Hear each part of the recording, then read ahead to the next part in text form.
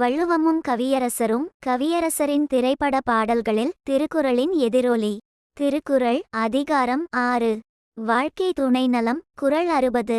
மங்கலம் என்ப மனைமாட்சி மட்டதன் நன்கலம் நன்மகட்பேறு. பொருள்: மனைவியின் மாட்சிமை பண்பே இல்வாழ்க்கையின் அழகு.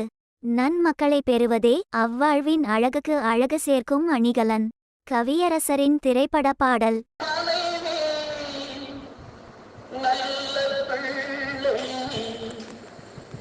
நல்ல குடும்பம் தெய்வீகம்.